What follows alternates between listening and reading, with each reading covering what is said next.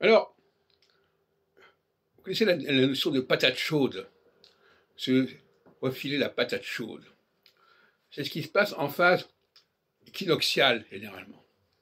Quand il y a quelque chose qui est embarrassant, qui est un surpoids, qui est une charge, qui est un engagement dont on voudrait se désengager, eh bien on peut parler de refiler une patate chaude. Et Israël et la question juive a souvent été perçue comme une patate chaude. Si en 1947, l'ONU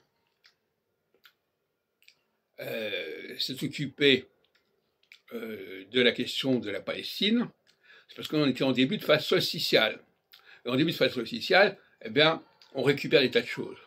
On se croit obligé, on se croit endetté, on se croit obligé de respecter des engagements, on se croit obligé d'être dans la solidarité, etc. La solidité va dans le sens de la solidarité, pour avoir un moyen mnémotechnique. Et par conséquent, en 1917 comme 1947, à 30 ans d'écart, donc c'est un intervalle saturnien, si on peut dire, eh bien, l'Angleterre, en 1917, s'est engagée, la fameuse lettre de Lord Balfour à Lord Rothschild, s'engager à s'occuper de la question juive. Ce qui n'a pas empêché, bien sûr, par la suite, de se désengager, puisque tout engagement génère un désengagement à terme, c'est évident.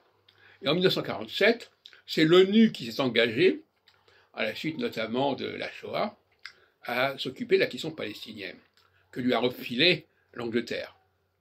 Pas de chose.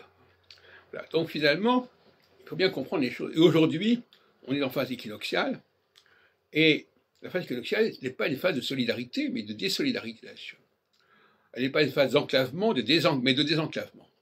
Par conséquent, actuellement, Israël risque de ne pas avoir les soutiens qu'il peut espérer. De la même façon que l'Ukraine risque de ne plus avoir tôt ou tard les soutiens qu'elle peut espérer. Il y a une limite à l'engagement, il y a une limite à la compassion, il y a une limite à vouloir se charger de causes qui ne sont peut-être pas perçues immédiatement comme prioritaires, etc., etc.